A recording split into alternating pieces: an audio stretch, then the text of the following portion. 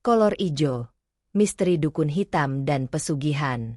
Teror pertama di Cisoka. Teror kolor ijo dimulai minggu lalu. Awalnya hanya rumor. Rumor ini cepat menjadi fakta. Korban pertama adalah Santi. Santi adalah tetangga Dika. Mereka tumbuh bersama. Santi tinggal sendiri. Orang tuanya di ladang jauh. Malam itu sunyi. Lampu jalan banyak yang mati. Sekitar jam 2 pagi, Santi terbangun. Ada suara aneh di kamarnya. Suara itu seperti gesekan kain kasar. Jantung Santi berdetak kencang. Dia takut. Dia tidak berani bergerak. Santi merasakan dingin. Seseorang berdiri di ujung kasurnya. Siluetnya besar. Matanya merah menyala. Mengerikan. Pria itu memakai celana hijau. Hanya celana hijau. Itulah kolor ijo. Kolor ijo berdiri diam. Dia menatap Santi. Pandangan itu sangat intens. Santi memberanikan diri berteriak. Teriakannya memecah keheningan. Kolor ijo terkejut. Dia melompat cepat. Kolor ijo menghilang melalui jendela. Jendela itu terkunci dari dalam. Jendela tidak rusak. Ini aneh. Reaksi warga. Pagi harinya desa gempar. Bapak Kades mengadakan pertemuan darurat. Pertemuan di balai desa. Warga datang semua. Wajah mereka tegang. Bapak Kades mencoba menenangkan. Dia gagal. Warga panik. Ini bukan maling biasa, kata seorang warga. Ini pasti kolor ijo. Dika mendengar semua ini. Dia tidak percaya tahayul. Dika lulusan jurnalistik. Dia mengutamakan logika. Dika melihat ini sebagai kasus kriminal. Kasus pelecehan seksual atau percobaan perkosaan. Pelaku sengaja memakai celana hijau. Pelaku ingin menakut-nakuti korban. Pelaku ingin melarikan diri cepat. Kita harus lapor polisi, usul Dika. Bapak Kades menghela napas. Kita sudah lapor. Dika. Polisi datang. Mereka memeriksa TKP. Mereka tidak menemukan jejak. Jendela Santi terkunci. Tidak ada sidik jari. Itu tidak masuk akal, balas Dika. Pasti ada celah. Pelaku pasti punya kunci cadangan. Atau dia masuk sebelum Santi mengunci. Santi angkat bicara. Suaranya gemetar. Dia masuk saat aku tidur pulas. Tapi aku yakin, dia menghilang lewat jendela. Jendela terkunci sebelum aku bangun. Investigasi Dika. Dika memutuskan menyelidiki sendiri. Dia mengunjungi rumah Santi. Dia memeriksa jendela kamar. Jendela kayu lama. Kunci gembok. Gembok masih utuh. Dia perhatikan tanah di bawah jendela. Tidak ada bekas tapak kaki. Kolor ijo melompat jauh. Atau kolor ijo tidak menginjak tanah. Dika berbicara dengan Santi. Coba ingat lagi.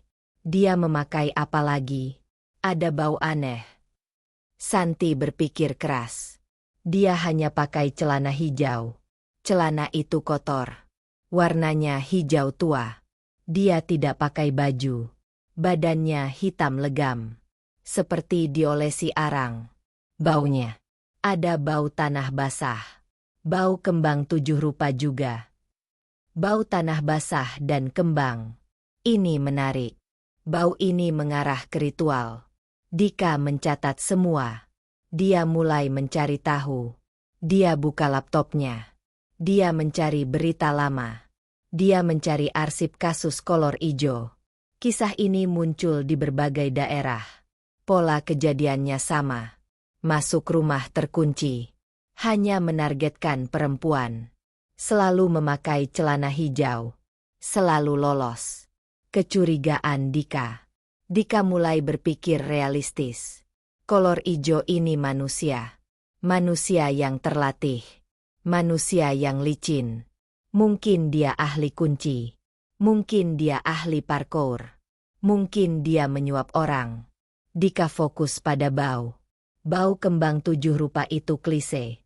Itu untuk menakuti warga. Untuk menguatkan mitos. Tapi bau tanah basah? Itu bisa jadi petunjuk. Pelaku mungkin bersembunyi di kebun. Atau di parit. Atau dia datang dari area persawahan. Dika pergi ke area belakang rumah Santi. Area itu berbatasan dengan kebun bambu lebat. Kebun bambu ini menuju sungai kecil. Kolor ijo mungkin menggunakan jalur ini. Dika mengukur jarak. Jarak dari kebun ke jendela Santi. Sekitar 5 meter.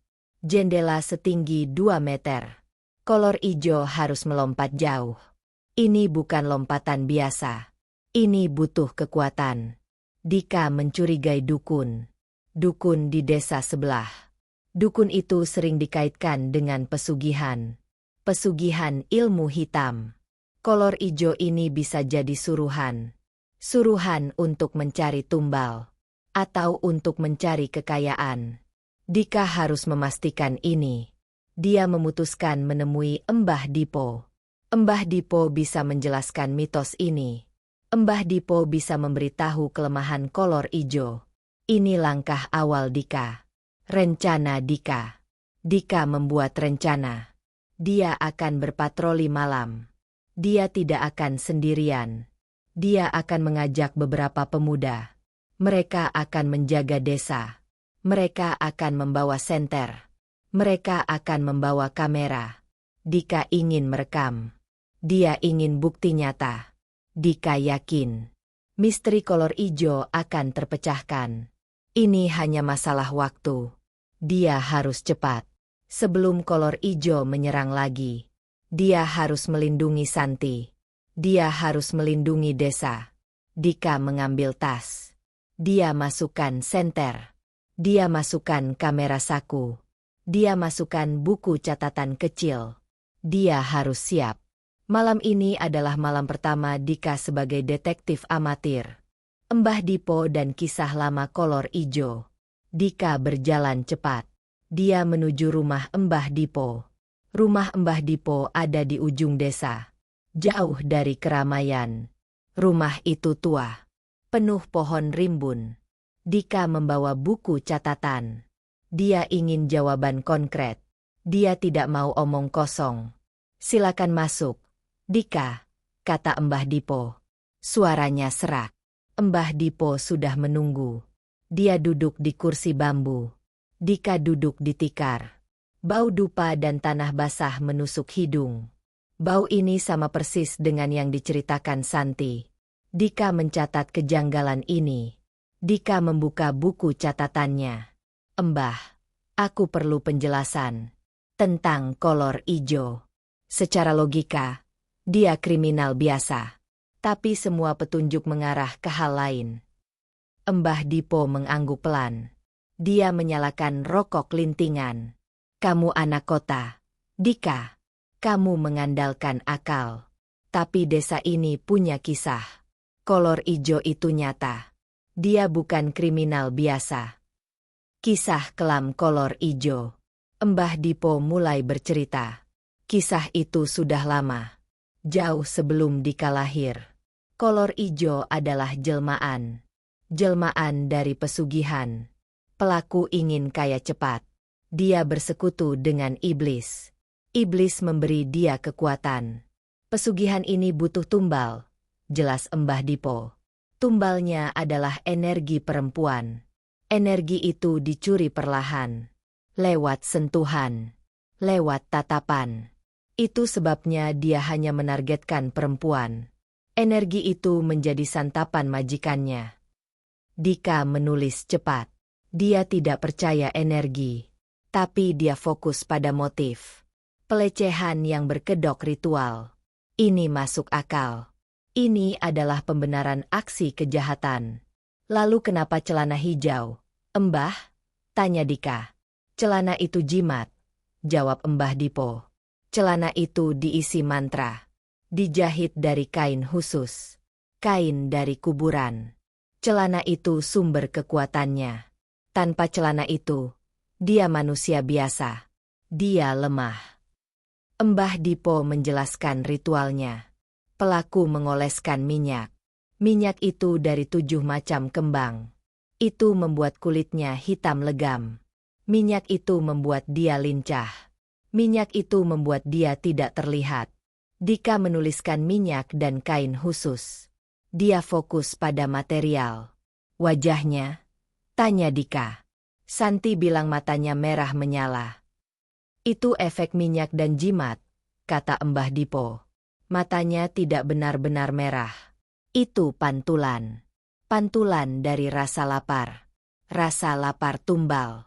Wajah aslinya adalah manusia. Manusia yang tersiksa.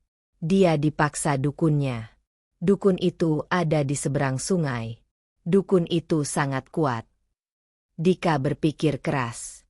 Manusia. Dipaksa. Dukun. Ini petunjuk penting. Dika bisa mencari dukun itu. Dia bisa menemukan siapa kolor ijo. Dia menggabungkan mitos dengan investigasi. Petunjuk kelemahan praktis. Ada cara mengalahkan dia, Mbah? Tanya Dika. Dika harus tahu kelemahan praktis. Mbah Dipo merapatkan duduk. Dia berbisik. Kolor ijo takut pada alam. Dia takut pada kesucian. Dia takut pada ramuan daun jati tunggal. Dika mengernyit. Daun jati tunggal? Apa itu? Jati tunggal bukan jati biasa. Pohon ini langka. Tumbuh sendiri. Tidak ada pasangannya. Hanya ada satu di Gunung Guntur. Kekuatannya murni. Bau ramuannya bisa melumpuhkan. Dia tidak bisa bergerak. Dia tidak bisa menghilang.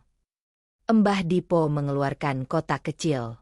Kotak dari kayu cendana. Kotak itu berisi daun kering. Daunnya besar dan tebal. Ini contohnya, kata Mbah Dipo. Sisa ramuan lama. Kamu harus mencari yang baru. Daun segar lebih ampuh. Mbah Dipo memberi Dika instruksi. Instruksi sangat detail. Cari daun. Daun harus dipetik saat malam Jumat Kliwon. Itu waktu paling kuat. Cara membuat: tumbuk daun. Campur dengan air sungai yang mengalir ke timur. Air harus diambil jam 3 pagi. Cara pakai: taburkan ramuan di sekitar rumah. Taburkan di setiap sudut jendela. Fokus pada pintu masuk.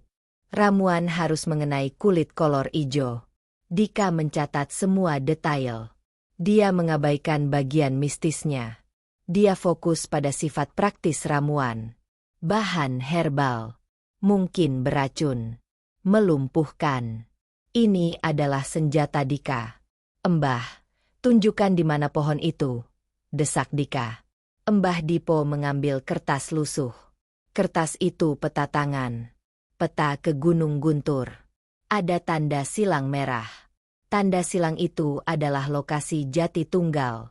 Hati-hati, Dika. Mbah Dipo memperingatkan. Perjalanan ke sana berat. Gunung itu angker. Kolor ijo pasti tahu kamu mencarinya. Dika melipat peta. Dia berterima kasih. Dia harus bertindak cepat. Dika harus mencari daun itu. Dia akan menyiapkan ramuan itu. Dia akan memecahkan kasus ini. Dia punya target. Dia punya alat. Dia akan melindungi Cisoka. Patroli malam pertama dan jejak aneh. Dika tidak buang waktu. Dia mencari Jajang, Ucup, dan Rojak. Mereka pemuda desa yang berani. Mereka setuju ikut patroli. Mereka juga resah dengan teror kolor ijo. Kita bagi tugas, kata Dika di pos ronda. Malam ini kita fokus lindungi area rumah Santi. Kolor ijo pasti mengincar korban yang sama. Mereka membawa peralatan seadanya. Ada senter besar. Ada pentungan kayu. Dika membawa kamera saku. Dika harus merekam bukti. Jajang membawa parang. Jam 11 malam. Desa sudah sunyi. Lampu jalan redup. Udara dingin menusuk. Mereka mulai berpatroli. Jajang dan Ucup menjaga sisi depan rumah Santi. Dika dan Rojak bersembunyi di belakang. Area belakang berbatasan langsung dengan kebun bambu. Dika menjelaskan rencana. Kalau ada yang mencurigakan, jangan langsung serbu. Beri kode suara. Aku harus rekam dulu. Rojak gugup. Aku tidak mau berhadapan dengan hantu, Dick. Dia bukan hantu, Jack. Dia manusia licik. Balas Dika tegas. Dika berusaha menanamkan logika. Mitos hanya alat intimidasi. Mereka menunggu lama. Tidak ada pergerakan. Hanya suara jangkrik. Keheningan ini menyesakan. Suara di kegelapan. Tepat jam 2 pagi, keheningan pecah. Ada suara di kebun bambu. Suara itu keras. Syuk, syuk. Seperti bambu bergesekan. Tapi ada suara lain. Suara itu seperti orang lari. Lari cepat sekali. Dika memberi isyarat. Dia menyalakan kamera saku. Dia mengarahkan ke sumber suara. Kebun bambu itu sangat gelap. Tiba-tiba, suara berhenti. Sunyi lagi. Dika dan Rojak mendekat perlahan. Senter Dika menyorot ke dalam kebun. Hati-hati, Jack. Bisik Dika. Mungkin dia bersembunyi. Mereka masuk ke kebun. Bau tanah basah langsung tercium. Bau itu kuat sekali. Bau kembang 7 rupa bercampur lumpur. Bau yang diceritakan Santi. Mereka berjalan pelan. Senter Dika menyapu area itu. Dika menghentikan langkah. Dia menyorot ke tanah. Ada sesuatu berwarna hijau. Lihat itu. Dika menunjuk. Rojak mendekat. Benda itu adalah kain. Kain tebal. Warna hijau tua. Kain itu robek. Sobekan memanjang. Jelas itu potongan celana. Ini dia. Kolor ijo, kata Rojak berbisik. Wajahnya pucat. Dika berlutut. Dia memeriksa celana itu. Celana itu kotor. Penuh lumpur kering. Ada noda merah kehitaman. Noda itu mencurigakan. Dika memanggil yang lain. Jajang dan Ucup datang. Mereka terkejut. Dia pasti buru-buru, kata Jajang. Dia sempat masuk, atau baru mau masuk. Tidak ada teriakan dari rumah Santi, kata Dika. Mungkin dia baru mendekat.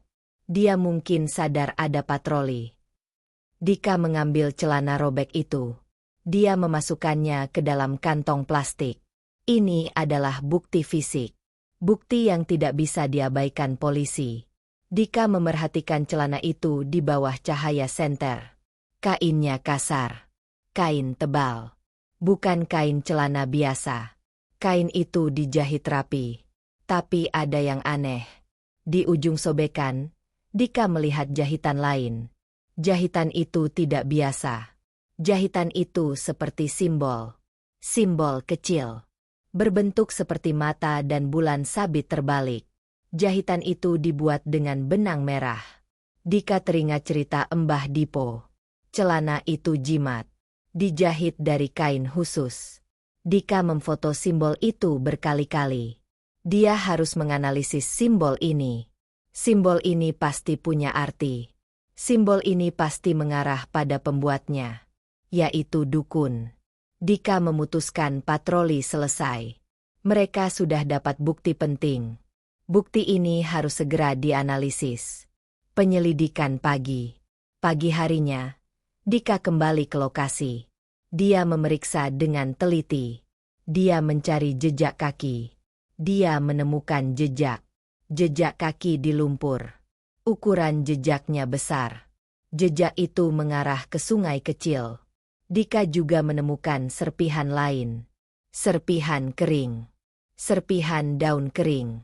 Daun itu tidak umum. Daun itu mirip daun yang ditunjukkan Mbah Dipo. Daun jati tunggal. Dika mencatat. Kolor ijo mungkin sudah tahu tentang ramuan itu. Atau kolor ijo ketakutan. Dika segera menemui Santi. Dia menunjukkan kantong plastik itu. Ini yang aku temukan di kebun belakang, kata Dika. Santi menutup mata. Dia bergidik. Bau celana itu mengingatkannya pada teror. Itu celananya. Dik, celana hijau itu. Aku butuh kamu ingat. San, kamu lihat simbol aneh di tubuhnya? Selain celana. Santi menggeleng. Terlalu gelap. Aku hanya fokus pada matanya yang merah. Tapi tunggu. Santi mengingat sesuatu. Dia menyentuh bahu kirinya. Di bahuku ada luka. Luka kecil sekali. Awalnya seperti gigitan nyamuk. Tapi sekarang menghilang. Dika terdiam. Luka kecil. Sampel darah. Cerita kolor ijo bukan hanya pelecehan. Ada motif pengambilan sampel. Untuk tumbal pesugihan. Dika menyimpan bukti. Celana robek dan simbol rahasia. Dika yakin. Dukun di seberang sungai adalah kuncinya. Dika harus pergi ke sana. Dia harus mencari tahu arti simbol itu. Dika harus bertindak sekarang. Dia punya bukti. Dia punya motif. Dia punya target. Daftar poin utama. Untuk media sosial. Kolor ijo meninggalkan jejak. Ditemukan sobekan celana hijau di kebun bambu. Celana itu berbau kembang 7 rupa dan lumpur. Ini menguatkan dugaan ritual. Dika menemukan simbol jahitan rahasia pada celana. Simbol ini mengarah ke pembuat jimat atau dukun. Santi mengungkapkan ada luka kecil di bahunya. Diduga kolor ijo mengambil sampel darah untuk tumbal. Misteri kolor ijo bukan hanya teror, tapi pesugihan yang butuh tumbal darah. Analisis bukti dan kecurigaan baru. Dika mengunci diri di kamar. Dia menyebarkan sobekan celana hijau di meja. Dia fokus pada simbol jahitan merah. Simbol itu rumit. Terdiri dari mata, bulan sabit terbalik, dan 3 garis melengkung. Dika tahu ini bukan hiasan. Ini adalah tanda identitas.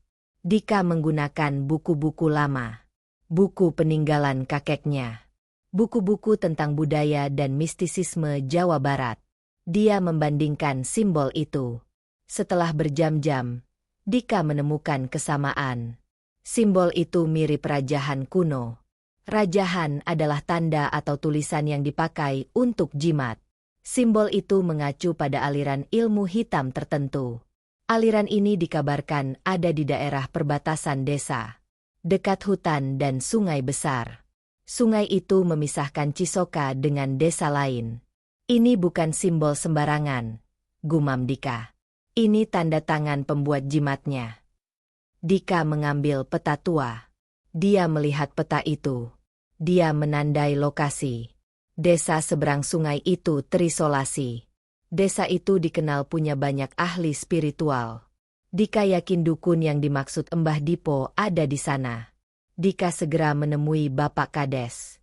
Dia membawa foto simbol itu. Dia membawa kantong plastik berisi sobekan celana. Pak Kades, kita tidak bisa menunggu polisi. Bukti ini jelas, kata Dika. Simbol ini mengarah ke desa seberang. Ini pasti ulah dukun di sana.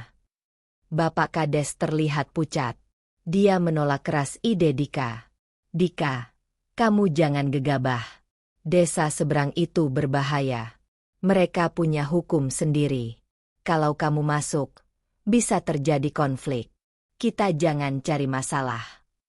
Bapak Kades khawatir. Dia takut pertikaian antar desa. Dia takut teror kolor ijo meluas. Bapak Kades ingin masalah selesai diam-diam. Tapi Pak, kolor ijo itu nyata. Dia mengambil sampel darah Santi. Dika menekankan. Dia menjelaskan tentang luka kecil di bahu Santi.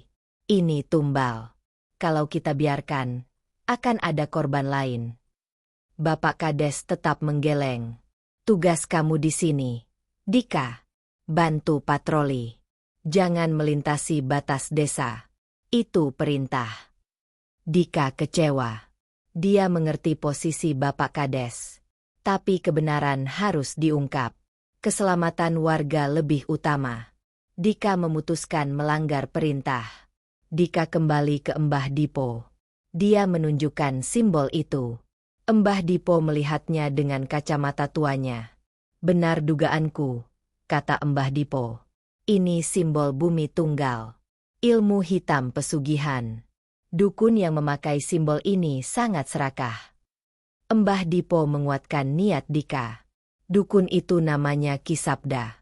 Dia sering memanfaatkan orang desa yang putus asa. Dia menjanjikan kekayaan. Tapi sebagai imbalan, dia minta tumbal fisik. Kolor ijo itu adalah budak pesugihannya.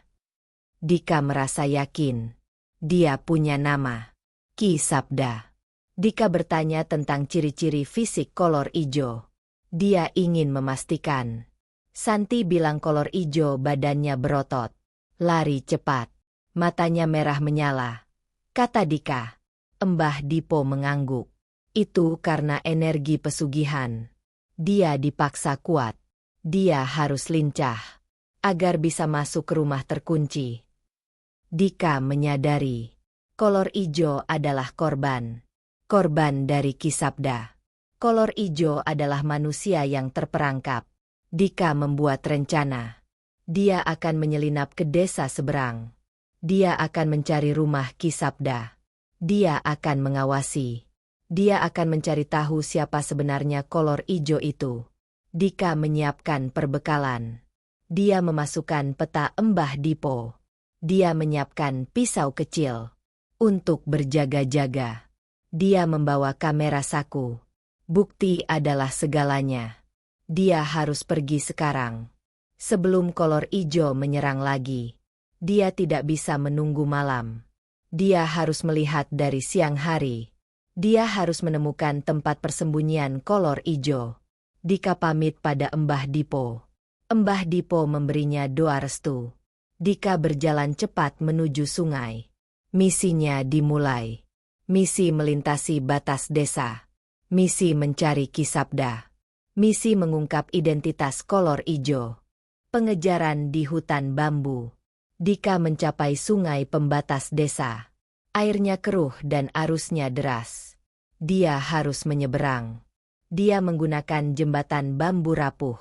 Jembatan ini jarang digunakan. Setelah menyeberang, suasana berubah. Desa seberang lebih sunyi. Lebih angker. Pengintaian rumah dukun. Dika berjalan cepat. Dia menggunakan peta Mbah Dipo. Rumah Ki Sabda berada di tepi hutan. Jauh dari pemukiman utama. Rumah itu besar. Terbuat dari kayu hitam. Dindingnya ditutupi sulur tanaman merambat. Auranya sangat gelap. Dika bersembunyi di balik pohon rindang. Dia mengeluarkan kamera saku. Dia mulai merekam lingkungan sekitar. Sekitar jam 3 sore, pintu rumah terbuka. Seorang pria keluar. Pria itu tampak tua. Dia kurus dan tinggi. Matanya tajam. Pakaiannya serba hitam. Dika yakin. Itu Ki Sabda. Ki Sabda meletakkan sesajen di depan rumah. Sesajen itu berisi kembang 7 rupa dan ayam hitam. Ki Sabda mengucapkan mantra. Suaranya serak dan rendah. Dika merekam semua ritual itu.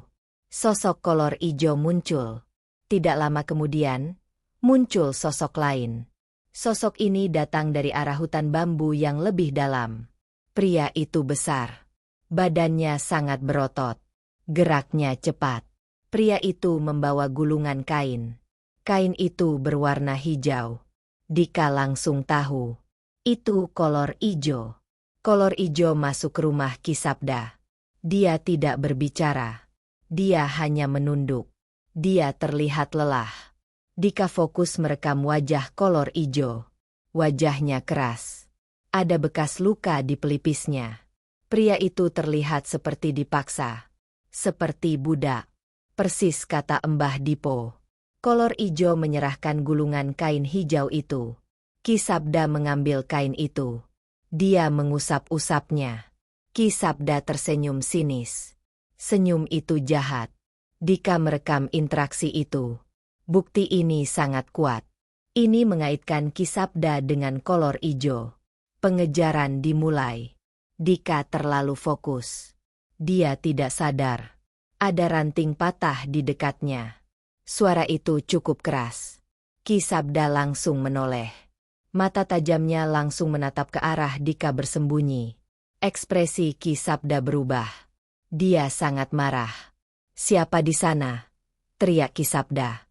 Dika panik. Dia harus kabur. Dia lari secepat mungkin. Dia berlari ke arah hutan bambu. Dia menuju sungai. "Tangkap dia!" perintah Ki Sabda pada kolor ijo. Kolor ijo berlari mengejar. Pria berotot itu lari sangat cepat.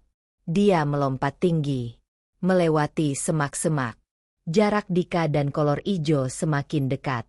Dika mendengar napas kolor ijo di belakangnya. Kencang dan terengah-engah. Dika tidak bisa kalah. Dia adalah harapan desa. Dika mencapai sungai. Dia tidak punya pilihan. Dia harus melompati jembatan bambu rapuh. Dika melompat kuat. Jembatan itu bergoyang hebat. Kolor ijo tiba di tepi sungai. Dia melihat Dika di seberang. Kolor ijo tidak melompat. Dia berhenti. Dia hanya menatap Dika. "Kembalikan kamera itu," teriak kolor ijo. Suaranya berat. Dika melihat kolor ijo menahan diri. Seolah-olah ada batas yang tidak boleh dilanggar. Batas desa. Dika aman. Dia berhasil lolos. Dia membawa bukti rekaman. Bukti ini penting. Dika melihat raut wajah kolor ijo. Ada kesedihan di matanya. Bukan hanya kemarahan. Dika kembali ke Cisoka. Tubuhnya penuh goresan. Jantungnya masih berdebar kencang. Dia berhasil. Dia melihat kolor ijo dari dekat. Kolor ijo adalah manusia. Manusia yang dikendalikan. Dika harus segera menganalisis rekaman. Dia harus segera mencari daun jati tunggal. Perang melawan Ki Sabda akan segera dimulai. Sketsa wajah dan pengakuan Santi. Dika kembali ke rumahnya di Cisoka. Dia kelelahan. Tapi dia tidak bisa tidur. Dia segera memindahkan rekaman video dari kamera saku ke laptop. Dia mengambil screenshot wajah pria berotot itu. Wajah kolor ijo. Dika menggunakan program sederhana. Dia membuat sketsa wajah berdasarkan foto dan rekaman. Dia menonjolkan fitur utama. Mata yang cekung. Rahang yang keras. Bekas luka kecil di pelipis kiri. Sketsa itu tampak nyata. Sketsa itu adalah wajah manusia, bukan hantu. Dika pergi ke rumah Mbah Dipo. Dia menunjukkan video pengintaian. "Mbah, ini dia. Ki Sabda dan budaknya. Kolor ijo," kata Dika. Mbah Dipo menghela napas. "Sudah kuduga. Pria itu bernama Jaka. Dia anak desa seberang. Dulu dia pemuda baik. Ki Sabda merusak hidupnya." Mbah Dipo menguatkan keyakinan Dika. Kolor ijo adalah Jaka. Dia adalah korban yang dipaksa. Ini mengubah fokus Dika. Dia tidak hanya ingin menangkap. Dia ingin menyelamatkan Jaka. Verifikasi oleh korban. Dika tahu sketsa itu harus dikonfirmasi. Konfirmasi harus datang dari Santi, korban utama teror itu. Dika mengunjungi rumah Santi. Dia memberikan sketsa itu perlahan. "San, coba lihat ini baik-baik. Ini sketsa wajah pria yang aku curigai sebagai kolor ijo," kata Dika. Santi mengambil sketsa itu. Tangannya gemetar. Dia menatap gambar itu lama. Mata Santi melebar. "Iya, Dik. Benar. Itu matanya." Matanya yang merah menyala saat di kamarku. Santi mengangguk pelan. "Aku ingat bekas luka di pelipisnya. Saat itu aku hanya melihat sekilas. Tapi aku yakin, ini orangnya." Verifikasi ini krusial. Identitas kolor ijo sudah pasti. Jaka. Dika kembali ke topik luka kecil. Luka yang ditinggalkan kolor ijo. "San, sekarang tentang luka kecil di bahumu. Ceritakan semua. Kenapa kamu yakin itu bukan gigitan nyamuk?" desak Dika. Santi menarik napas dalam. "Aku baru ingat. Malam itu, saat dia berdiri di ujung kasurku. Dia tidak hanya menatap, dia mendekat perlahan. Santi berhenti sejenak. Dia sangat trauma. Dia menyentuh bahuku. Sentuhannya dingin sekali. Dia memakai semacam jarum. Jarum itu kecil dan tajam. Dia menusuk ringan. Aku tidak sempat berteriak. Dia melakukannya sangat cepat. Lalu, Dika mendesak dengan lembut. Dia mengambil jarum itu. Ada setetes darah di ujung jarum. Dia pergi setelah itu. Luka itu hilang keesokan harinya. Tapi aku yakin, dia mengambil darahku. Dika mencatat dengan cepat. Jarum kecil. Setetes darah. Sampel darah. Ini bukan pelecehan seksual, San. Ini tumbal. Tegas Dika. Dika menjelaskan teori Mbah Dipo. Ki Sabda butuh darah perawan. Darah itu untuk pesugihan bumi tunggal. Kolor ijo adalah alat Ki Sabda untuk mengumpulkan tumbal. Santi ketakutan. Aku harus bagaimana, Dik? Kamu aman sekarang. Aku sudah tahu siapa dia. Aku tahu apa yang dia mau, kata Dika menenangkan. Dika menguatkan rencana. Dia harus mencari daun jati tunggal.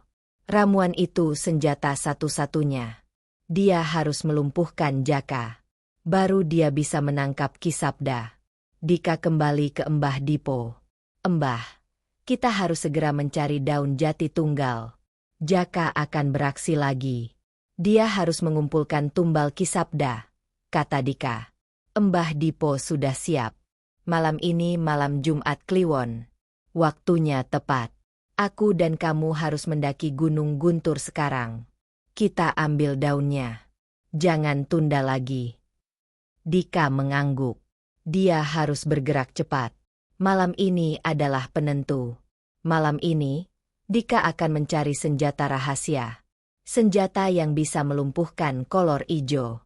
Konfrontasi dengan Bapak Kades dan darah tumbal. Dika kembali ke balai desa. Dia menemui Bapak Kades. Dika harus melaporkan hasil investigasinya.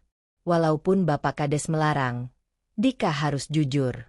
Dika menunjukkan sketsa wajah Jaka. Dia juga menunjukkan rekaman video Ki Sabda. Pak Kades, ini buktinya. Kolor ijo adalah Jaka, budak Ki Sabda. Mereka mengambil darah Santi untuk tumbal pesugihan. Jelas Dika. Bapak Kades melihat sketsa itu. Wajahnya berubah merah. Antara marah dan takut. Kamu melanggar perintah. Dika. Aku bilang jangan ke desa seberang. Bapak Kades membanting tangan ke meja. Ini akan memicu perang desa. Ki Sabda punya pengikut. Kalau kita serang, Cisoka dalam bahaya besar. Bapak Kades lebih takut konflik daripada teror. Dia memikirkan stabilitas desa. Tapi Pak, ini kejahatan. Ini tumbal nyawa. Bukan hanya Santi, korban lain akan menyusul. Dika menaikkan nada suaranya. Kita tidak bisa biarkan ini. Kita punya bukti fisik. Celana robek. Simbol. Rekaman. Polisi tidak akan percaya mitos tumbal dan pesugihan, balas Bapak Kades. Mereka butuh bukti ilmiah. Kamu hanya punya cerita dukun. Bapak Kades menolak bertindak. Dia menyuruh Dika diam. Dia ingin menunggu polisi dari kota besar. Menunggu bantuan yang belum pasti datang. Dika tahu negosiasi gagal. Dia harus bertindak sendiri. Dia meninggalkan balai desa. Dika memegang prinsip. Menunggu berarti menambah korban. Dika bergegas ke pondok Mbah Dipo. Mbah Dipo sudah menunggu dengan tas ransel. Mereka akan mendaki Gunung Guntur. Bapak Kades menolak. Mbah, dia takut konflik. Lapor Dika. Aku sudah menduga, kata Mbah Dipo tenang. Ketakutan lebih kuat dari kebenaran. Sekarang fokus kita adalah senjata. Daun jati tunggal. Malam sudah larut. Udara dingin sekali. Mereka memulai pendakian. Mereka melewati hutan yang gelap. Setelah pendakian berat selama 3 jam, mereka sampai di tempat yang ditunjukkan peta. Tempat itu sunyi. Bau tanah basah dan lumut sangat kuat. Mbah Dipo menunjukkan sebuah pohon. Pohon itu berdiri sendiri. Batangnya sangat besar. Daunnya lebar dan tebal. Ini jati tunggal. Dika, bisik Mbah Dipo. Daun ini penangkal semua ilmu hitam. Dika memanjat pohon itu. Dia memetik 7 helai daun paling segar. Dia memasukkannya ke tas. Dika merasa tegang. Ini adalah senjata terakhirnya.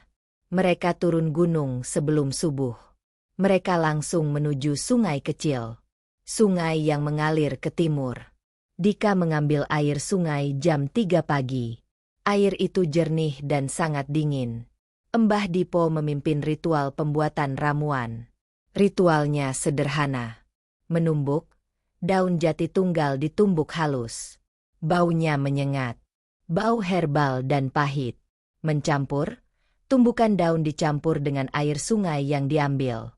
Mengucapkan mantra, Mbah Dipo mengucapkan doa-doa pelindung. Dia memohon kekuatan alam. Ramuan itu siap. Cairannya berwarna hijau pekat. Baunya sangat kuat. Bau yang berlawanan dengan bau kembang kolor ijo. Ramuan ini harus menyentuh kulit Jaka. Dia akan lumpuh. Kekuatan Ki Sabda akan hilang sementara. Instruksi Mbah Dipo. Bagaimana cara memastikan dia datang? Mbah? Tanya Dika. Mbah Dipo tersenyum misterius. Tumbal tidak bisa menunggu. Ki Sabda pasti mendesak Jaka. Jaka akan kembali ke korban yang sama. Karena energinya sudah dia ambil sekali. Mbah Dipo menatap Dika. Malam ini, Jaka akan kembali ke rumah Santi.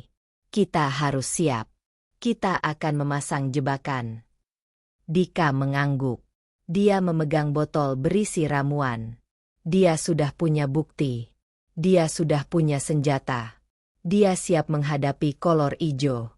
Jebakan di malam puncak. Malam itu tegang. Dika, Mbah Dipo, dan beberapa pemuda desa bersiap. Mereka berada di posisi mengintai. Posisi mereka tersebar di kebun belakang rumah Santi. Santi sudah diungsikan ke rumah tetangga yang aman. Dika dan Mbah Dipo memasang jebakan di sekitar rumah Santi. Ramuan di jendela.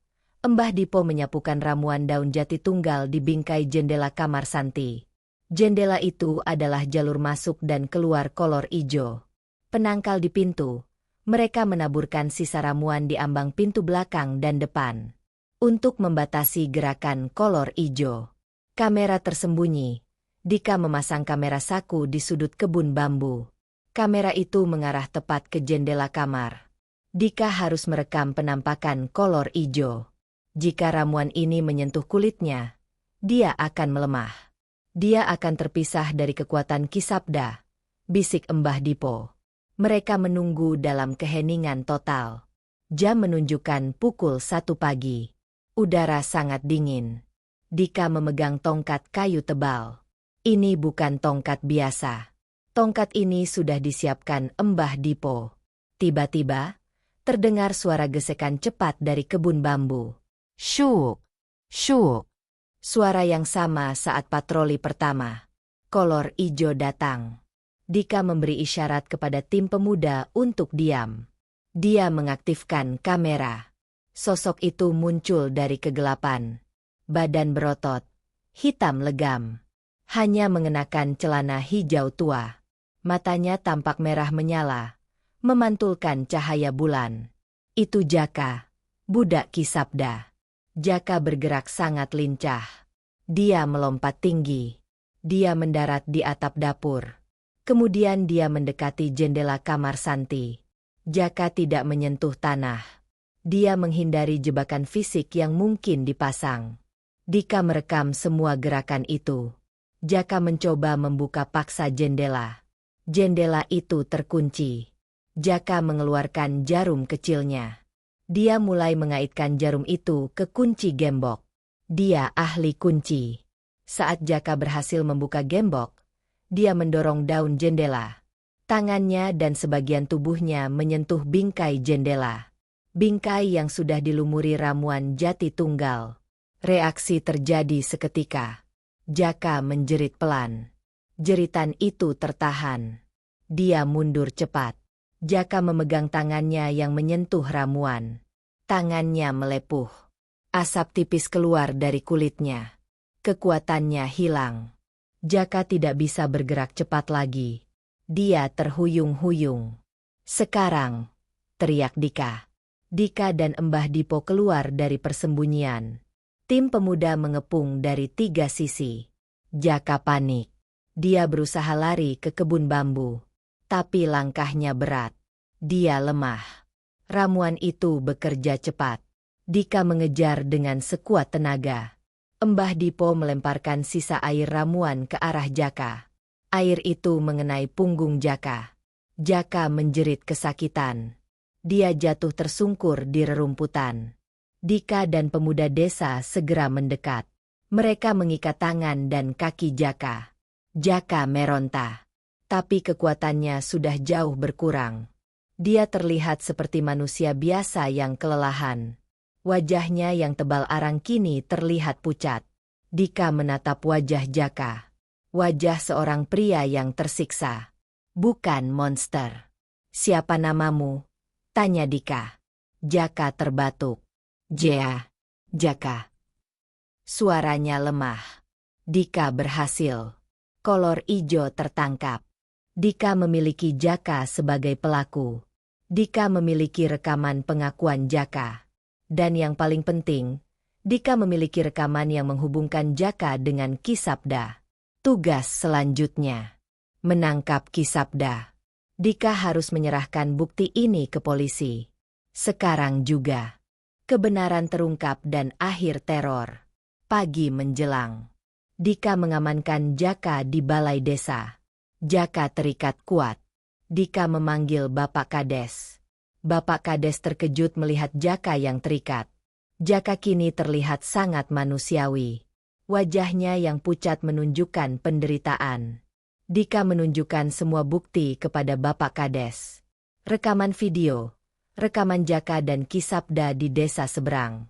Bukti Ki Sabda mengendalikan Jaka. Rekaman penangkapan, video Jaka saat dilumpuhkan ramuan jati tunggal. Ini membuktikan metode kejahatannya. Bukti fisik, sobekan celana hijau dengan simbol pesugihan. Kesaksian Santi dan Mbah Dipo mengenai motif tumbal darah. Bapak Kades terdiam. Semua bukti itu terlalu kuat untuk dibantah. Logika Dika menang. Mitos adalah kamuflase kejahatan nyata. Aku akan panggil polisi dari kota sekarang, kata Bapak Kades. Dia sadar telah salah mengambil keputusan. Polisi dari kota tiba menjelang siang. Mereka membawa tim forensik dan intel. Dika menyerahkan semua bukti. Polisi sangat tertarik dengan rekaman video dan kesaksian Jaka. Jaka akhirnya mengakui semuanya. Dia adalah korban janji kekayaan Ki Sabda. Jaka dipaksa melakukan kejahatan itu. Dia harus mengumpulkan tumbal darah sebagai pembayaran pesugihan bumi tunggal Ki Sabda. Dia harus menyerahkan darah itu setiap malam Jumat Kliwon. Celana hijau dan minyak hitam adalah alat yang memberinya kekuatan supranatural untuk masuk rumah terkunci. Dipimpin oleh polisi, Dika dan beberapa warga pemberani melintasi sungai. Mereka menyerbu pondok Ki Sabda. Ki Sabda terkejut. Dia sedang melakukan ritual. Polisi menangkapnya. Ki Sabda melawan. Dia mencoba mengeluarkan jimat dan mantra. Namun, polisi bertindak cepat. Mereka menyita semua jimat dan barang ritual Ki Sabda. Polisi menemukan botol-botol kecil berisi cairan merah tua di pondok Ki Sabda. Cairan itu dikonfirmasi sebagai sampel darah yang dikumpulkan kolor ijo. Akhir dari teror. Ki Sabda dan Jaka dibawa ke kantor polisi kota. Jaka ditempatkan sebagai tersangka. Namun Dika memastikan Jaka mendapat pembelaan hukum. Jaka adalah korban utama eksploitasi Ki Sabda. Ki Sabda akan menghadapi tuduhan berlapis. Praktik ilmu hitam yang menyebabkan keresahan, pelecehan, dan eksploitasi manusia. Desa Cisoka akhirnya bisa bernapas lega. Teror kolor ijo selesai. Warga merayakan penangkapan itu. Mereka berterima kasih kepada Dika dan Mbah Dipo. Dika membuktikan. Dia membuktikan bahwa logika dan keberanian bisa mengalahkan tahayul. Dia memecahkan misteri yang telah lama menghantui desa. Dika memutuskan tetap tinggal di Cisoka untuk sementara. Dia punya banyak materi untuk ditulis. Dia akan membuat laporan jurnalistik mendalam tentang kasus kolor ijo. Kisah ini bukan tentang hantu. Kisah ini tentang manusia yang mengeksploitasi mitos untuk kejahatan. Desa Cisoka kembali damai. Setelah penangkapan Kisabda dan Jaka, Desa Cisoka perlahan pulih. Kasus kolor ijo membuktikan satu hal penting. Ketakutan seringkali lebih mematikan daripada kejahatan itu sendiri. Dika, dengan bekal keberanian dan logika, berhasil mengungkap bahwa kolor ijo bukanlah jin atau hantu. Dia adalah manusia. Manusia yang dieksploitasi, menggunakan mitos pesugihan sebagai tameng kejahatan terorganisir, yaitu pencurian tumbal darah. Jaka, yang semula kolor ijo, mendapat keringanan hukuman karena statusnya sebagai korban paksaan. Sementara Kisabda menghadapi hukuman berat. Misteri kolor ijo mungkin legenda di banyak tempat, tapi di Cisoka, kisah ini adalah pelajaran. Jangan biarkan tahayul menutupi kebenaran. Jangan biarkan ketakutan menghentikan penyelidikan.